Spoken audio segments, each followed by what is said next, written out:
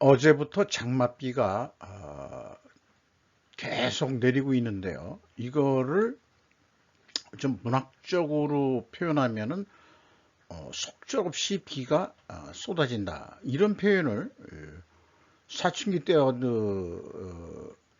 시집에서 읽었던 것 같습니다. 저 역시 속절없이 계속해서 기업의 그 손익 내용을 스루프트 회계로 분석을 해서 연말까지 예측해보는 작업을 속절없이 진행을 해 보겠습니다. 하단에 나와 있는 내용대로 참고해 주시면 대단히 감사하겠고요. 내용이 좋으셨다고 생각하면 구독, 좋아요 꼭 부탁드리겠습니다. 그리고 뭐 1.5배속 보시면 더 편하실 거로 생각이 됩니다. 뉴스 보도에 파스 명가 일군 이용수 떠난 신신제약 사위와 아들 경영권 분쟁 불씨가 있다라고 조선비즈 7월 13일자 변지희 기자의 뉴스 보도가 있었습니다. 그 96세로 그 별세를 하신 것 같고, 그 다음에 이 사위가 김한기라는 회장이신 모양인데 지분이 좀 많고, 이병기 대표가 장남인데 이제 그 3.63%에 불과하다. 뭐 이래가지고 이 경영권 분쟁이 좀 있고, 또 이게 상속을 받더라면은 이게 자식이 4명이나 있는 모양인데요. 6이 24, 한 6% 정도 균등해서 하면은 그래도 한 뭐 9%뿐이 안 되거든요. 뭐 이런 상황이니까 뭐 이런 뉴스를 어떻게 취재원을 받았는지 모르지만은 제가 조선비즈에서 좀 그런 이 뉴스를 냈습니다. 뭐 그래서 궁금하기도 하고 보통 별로 관심을 안 끌던 기업인데 나와가지고 좀 분석을 해봤습니다. 주가를 보면은 5,550원으로서 2021년 말보다 900원이 하락을 했고 장부 가격 대비로는 151% 선이 되겠습니다. 5% 이상 주주명은 3분기 아니 1분기 말에는 아직 이 생존에 계셨기 때문에 400만 주 정도 26.38% 지분을 이용수 씨가 소유하고 있고요. 김한기 씨가 12.63, 이병기 씨가 3.63% 지분을 소유하고 있습니다. 스르프 손익 내용에 와서 먼저 이런 질문으로 분석의 어떤 방향을 세워 볼까 합니다. 흑자 전환의 근본 원인은 무엇인가? 이걸 이제 영어로 change to break이라고 했는데 동양식 흑자를 이뤘다는 게 돈을 벌고 영업이익이 낮다는 거거든요. 이게 이제 일본 사람들이 외국에 발표할 때 change to black이라고 그렇게 간단하게 표현하는 게 있어서 뭐 그렇게 이런 영어식 표현도 나쁘진 않겠다 생각해서 그냥 변기해서 좀 써본 겁니다. 매출이 193억 원으로서 전년 동기보다 20%가 증가했는데 매출 재료비는 5%뿐이 증가를 안 했습니다. 요 상태로서 우리가 해석할 수 있는 거는 매출 증가는 판매량 증가인지 또는 판매 단가 인상인지 또는 복합적인지 요 세 가지 요인에 의해 가지고 20%가 증가했다 이렇게 볼 수 있겠죠. 그리고 이제 매출 재료비가 5%뿐이 증가를 안 했기 때문에 상대적으로 원재료비가 적게 상승한 것은 판매 가격 인상이 더 큰 영향을 미쳤을 것으로 추정한다. 이렇게 이제 손익 내용만 보고서 이 정도까지 분석 의견을 낼 수 있다는 것이 스루프트의 장점이라는 것을 좀 말씀드리고요. 운영 비용이 이제 9.4%뿐이는 증가를 안 했습니다. 그러니까 TOE 생산성이 1.03으로서 전년도 0.82에서 그러니까 적자에서 0.21포인트가 상승해서 흑자 전환을 이뤘습니다. 3억 2,700만 원, 뭐 큰 금액은 아닙니다만은 근데 이 금액이 원가 회계 영업이익보다는 또 4억 7,800만 원이 적은 수치입니다. 이것은 재고 자산이 증가했기 때문입니다. 가공비 배부 재고 자산이 증가했기 때문입니다. 재고자산 내역을 보면은 WCAI 가공비 배부 재고자산이 17억 원이 증가를 했음을 알 수 있겠습니다. 전체 재고는 27억이 증가를 했고요. 계속해서 재고는 주는 게 없고 계속 상승 모드에 있습니다. 증가 모드에 있다고 얘기를 해야 옳은 표현일 것 같네요. 그래서 그 비용의 성격적 분류 내용을 이렇게 그 1번 MC와 2번 OE로 크게 디커플링해서 스르프 분석을 하는데, 매출원가 재료비거든요. MC가 이게 5.8% 증가를 했고 운영비용 9.4% 증가했습니다. 그러니까 그 재료비보다도 이제 운영비용이 더 좀 많이 증가를 한 거죠. 이런 상황이고요. 그 다음에 이제 그 가공 비율을 보면은 2.4%가 증가했는데, 총 제조 비용에 대한 가공 비율로는 0.2%가 감소했습니다. 그러면 큰 감소액은 아니지만은 상대적으로 그 재료비가 0.2% 증가했다. 이렇게 볼 수 있겠습니다.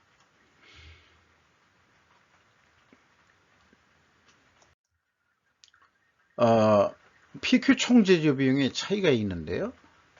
이것은 다음 장에 추가적으로 좀 설명하기로 하고요. 운영 비용 중에서 주요 비용으로 인건비가 57억 8,800만 원 집행이 됐는데 전년보다 10.7% 증가했습니다. 직원 수가 17명 증가했고요. 평균 분기 임금이 1,760만 원인데 연간 7천만 원 정도 예상이 됩니다. 중상 정도의 수준이라고 생각이 듭니다. 기타 비용으로 이제 돼 있는 게 16.1%가 증가했고요. 운영 비용 비율로는 24.1%에 해당하겠습니다. PQ 총 제조 비용의 차이는 1번 그 스르풋에서 표준으로 가지고 있는 이 WCAA 가공비 배부재고자산의 증감액과 회사가 제시한 재고자산의 변동액의 차이가 되겠는데요. 이게 이제 이제 이런 차이 금액이 나오는데, 나머지를 재고자산의 변동 범위 기준 차이 때문에 인식을 한다 하더라도, 그래서 WCAI 재고자산의 증감액, 즉 원재료 등의 증감액을 차감해 주면은 맞아야 되는데 갭2로 여전히 남습니다. 이 갭2가 부정확한 금액이 되겠는데요. 이 금액이 무엇인지 사업보고서 내용으로는 합리적으로 추적할 단서는 전혀 찾을 수가 없었습니다. 따라서 회계 투명성이 좀 상당히 흐리고 미흡하다.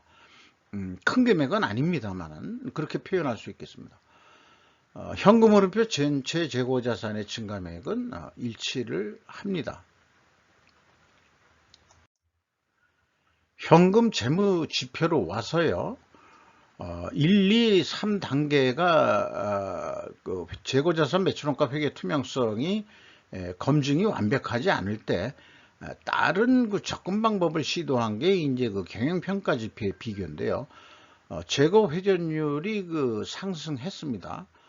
그리고 스루풋율도 상승했습니다. 그리고 TOE 생산성도 상승했습니다.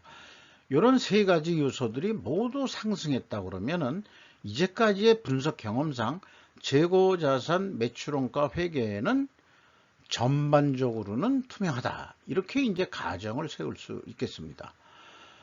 그렇다고 하더라도 가정이라는 것은 검증을 해 봐야 되는데, 이 검증이라면은 재고 회전율이 상승했기 때문에 원재료 및 상품 매입 단가, 여기 상품 비중도 꽤 되거든요. 신신제약이 하락이어야 하고, 수루풋율 상승은 판매 가격 상승해야 된다. 이런 게 이제 2022년부터 이제 원재료 가격 추이하고 제품 가격 추이를 공시하게 돼 있는데, 그 내용이 부정확하게, 아니 공시 자체를 안 했다 보면 맞을 것 같습니다. 때문에 이 2차적인 검증도 결국 할 수가 없었습니다. 이거로 봐서는 전반적인 회계 투명성은 있다 하지만은 검증은 안 된다 이렇게 말씀드리겠고요. 그리고 이 임팩트 미래 가치는 71.1%나 크게 상승했습니다. 이건 주가 상승 요인으로 봐야 되는데 현실 세계에서는 주가가 하락을 했죠. 그리고 매출 채권 수금 속도가 0.8회전인데 3개월에 0.8회전이면은 3개월 동안에 한 번도 수금을 못했다라고도 얘기할 수 있는 거죠. 1회전 정도가 나와야 되는데 납품한 거에 비해서 이 3개월 동안에 80%뿐이 수금을 못했다 이런 얘기가 되겠어요. 그리고 매입 채무에 대해서는 1.8회전이나 됩니다. 지급 속도가 더 좀 빠릅니다. 이런 경우가 왜 일어나냐 그러면은 아무래도 원재료 구매라든가 상품 매입을 하면서 공급자가 우위에 있다. 시장 거래상 이렇게도 해석을 할 수 있겠습니다. 그런 차원으로 좀 추가 검색을 해보면은 BL 건기식 면역 88%라는 제품을 신신제약 통해 약국으로 판매 채널 확장했다 하는 뉴스들이 눈에 띄었고, 신신제약이 화이트밴 등 셀트리온 제약 일반 의약품 국내 판매도 하게 됐다. 뭐 이런 내용이 있거든요. 그러니까 요게 아쉬운 사람 측이 누구냐 그러면은 신신제약 측이라는 얘기죠. 아니 당신네들 아니래도 우리는 따로 통로가 있어. 그런데 이제 신신제약이 본인들의 제품 판매만 가지고는 좀 한계가 있다 보니까 이제 이 영업 종목을 다각화하는 의미에서 상품을 구매해서 또 판매하는 그런 역할도 좀 하는 모양이에요. 이제 그런 과정에 아쉬운 쪽은 신신제약이다. 이렇게 이제 해석하는 게 옳을 것 같습니다. 현금 재무지표에 있어서 캐펙스 자본적 투자는 없고 거꾸로 이제 유형자산 등이 감소했고요. EAT 세후 현금 순이익은 21억 원을 벌어가지고 현금 수익률로는 2.1%, 전년 동기보다는 1.6%가 상승했습니다. 이것도 이제 주가 상승 요인인데 현실은 역시 떨어졌죠. 그리고 채권자한테 1억 1,900만 원을 추가로 차입해서 레버리지 이율은 45.2%, 뭐 큰 금액이 아니기 때문에 레버리지율의 변동은 없습니다.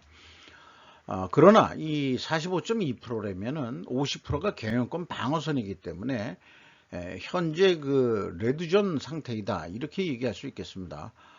돈을 벌어 가지고 이자 부채를 좀 갚아야 되는데 차입금을 쉽게 지금 못 갚고 있다 이렇게도 해석할 수 있겠어요. 이익 배당은 좀 꿈에도 못 꾸는 입장일 것 같고 F임 최정 1,000만 원의 현금을 잃었다 이렇게 이제 해석할 수 있겠습니다. 현금 버퍼율은 3.5%, 많지가 않습니다. 수금 속도도 그렇게 느린데 그러면은 현금성 자산 버퍼율에도 좀 많이 가지고 있어야 되는데 이것도 좀 부족하거든요. 거기다가 이제 이 매입 대금에 대한 지급은 좀 빨리 해야 되는 입장이다 보니까 상당히 이 자금 사정이 궁색하다 이렇게 이제 해석할 수 있겠어요. 이익 잉여금은 2.4% 증가한 거로 계산이 됩니다. 이렇게 해서 연간 매출을 예측을 해보면은 그걸 하기 전에 며칠 전부터 원가 회계가 네트워킹 연결이라는 링크에 있어서 그런 이 IT적인 용어를 빌어서 표현한다면은 원가 회계는 제조 원가란 2차 또는 매출 원가란 3차 작업을 거쳐야만 손익이라는 관계까지 나오는데 이렇게 시간이 걸리고 복잡해진다. 이렇게 이제 표현할 수 있겠습니다. 거기다가 재고가 증가하면 제조 원가보다 매출 원가가 감소하는 매집 구조다. 이렇게 좀 표현을 해보겠습니다.